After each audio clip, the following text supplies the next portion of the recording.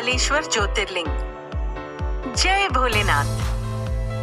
12 ज्योतिर्लिंग की 12 अद्भुत कथाएं आप सभी शिव भक्तों का दिल से स्वागत करती हूँ। कहा जाता है कि जो महाकाल भक्त है उसका काल कुछ भी नहीं बिगाड़ सकता। मध्य प्रदेश के उज्जैन में पावन क्षिप्रा नदी के तट पर भगवान शिव महाकालेश्वर ज्योतिर्लिंग के रूप में विराजमान है।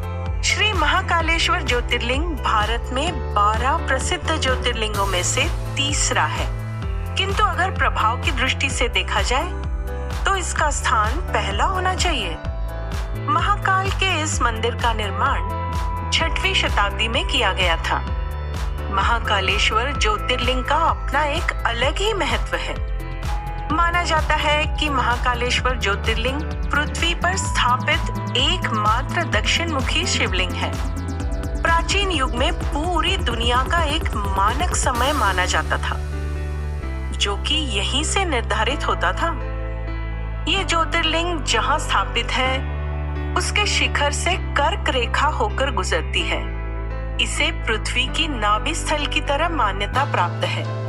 तो आइए जाने उज्जैन महाकालेश्वर ज्योतिर्लिंग से जुड़ी एक बहुत ही अनोखी पौराणिक कथा।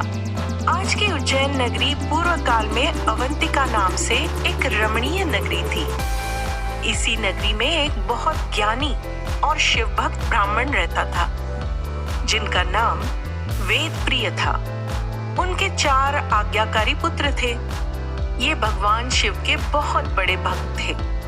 वो हर रोज पार्थिव शिवलिंग बनाकर विधि पूर्वक पूजा किया करते थे। रत्नमाल पर्वत पर एक दूषण नाम का राक्षस रहता था, जिसको ब्रह्मा जी से वरदान प्राप्त था। वो वरदान के अहंकार में धार्मिक व्यक्तियों को परेशान करता था। उसने उज्जैन के ब्राह्मण पर आक्रमण करने का विचार बना लिया। दूषण ने अवंती के ब्राह्मण को परेशान करना शुरू कर दिया। वो ब्राह्मण को कर्मकांड करने से मना करता था। वो धर्म कर्म के कार्य को करने से रोकता था। सारे ब्राह्मण उससे परेशान होकर शिव भगवान से अपनी रक्षा के लिए प्रार्थना करने लगे। उनकी विनती पर भगवान शिव ब्राह्मणों की रक्षा के लिए साक्षात महाकाल के रूप में प्रकट हुए। शिव भगवान ने अपनी शक्ति से दूषण को भस्म कर दिया। भक्तों ने भगवान शिव से वहीं स्थापित होने की प्रार्थना की, तो भगवान शिव वहां पर ज्योतिर्लिंग के रूप में विराजमान हो गए। इसी वजह से इस जगह का नाम महाकालेश्वर पड़ गया। इस ज्योतिर्लिंग के विषय में एक दूसरी कथा भी है, जो इस प्रकार है। प्राचीन काल में उज्जैनी में राजा चंद्रसेन राज्य करते थे। वो परम शिव भक्त थे। एक दिन श्रीकर नामक एक 5 वर्ष का गोप बालक अपनी माँ के साथ वहां से गुजर रहा था। राजा का शिव पूजन देखकर बालक बहुत खुश हुआ और उसकी तरफ आकर्षित हुआ। उसे बहुत कौतूहल हुआ। उसमें भी इसी प्रकार की सामग्रियों से शिव पूजन करने की इच्छा जाग उठी। घर लौटते समय उसने रास्ते से एक पत्थर का टुकड़ा उठा लिया। घर आकर उसी पत्थर को शिव रूप में स्थापित कर पुष्प, चंदन आदि से परम श्रद्धा पूर्वक उसकी पूजा करने लगा। थोड़ी देर बाद माता भोजन करने के लिए बुलाने आई, लेकिन बालक था कि पूजा छोड़कर उठने के लिए किसी भी तरह तैयार नहीं हुआ। अंत में माता ने झल्लाकर पत्थर का वो टुकड़ा उठाया और दूर फेंक दिया। इससे बहुत ही दुखी होकर वो बालक जोर जोर से भगवान शिव को पुकारता हुआ रोने लगा और रोते रोते बेहोश होकर वहीं गिर पड़ा। बालक की अपने प्रति ये भक्ति और प्रेम देखकर भोलेनाथ भगवान शिव अत्यंत प्रसन्न हुए। बालक ने जैसे ही होश में आकर अपने नेत्र खोले, तो उसने देखा कि उसके सामने एक अति विशाल स्वर्ण और रत्नों से बना हुआ मंदिर है। उस मंदिर के अंदर एक बहुत ही प्रकाशपूर्ण और तेजस्वी ज्योतिर्लिंग खड़ा है। बच्चा प्रसन्नता और आनंद से विभोर होकर भगवान शिव की स्तुति करने लगा। माता को जब ये समाचार मिला, तब दौड़कर उसने अपने प्यारे लाल को गले से लगा लिया।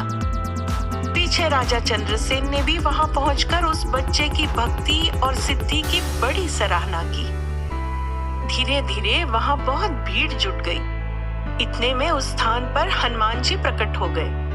उन्होंने कहा, मनुष्यों, भगवान शंकर शीघ्र फल देने वाले देवताओं में सर्वप्रथम हैं। इस बालक की भक्ति से प्रसन्न होकर उन्होंने इसे ऐसा फल प्रदान किया है जो बड़े बड़े ऋषि मुनि करोड़ों जन्मों की तपस्या से भी प्राप्त नहीं कर पाते। इस गोप बालक की 8वीं पीढ़ी में धर्मात्मा नंद गोप का जन्म होगा। द्वापर युग में भगवान विष्णु कृष्णावतार लेकर उनके घर तरह तरह की लीलाएं करेंगे। हनुमान जी इतना कहकर अंतर्धान हो गए। उस स्थान पर नियम से भगवान शिव की आराधना करते हुए अंत में श्रीकर गोप और राजा चंद्रसेन शिवधाम को चले गए। तो ये थी महाकालेश्वर की कथाएं। यदि आपको ये कथाएं पसंद आई हैं, तो कृपया इन्हें शेयर करना ना भूलें। क्या आप ये दोनों कथाएं पहले से जानते थे? हमें कमेंट करके जरूर बताएं। 12 ज्योतिर्लिंगों की सभी कथाएं जानने हेतु 12 ज्योतिर्लिंगों की 12 अद्भुत कथाएं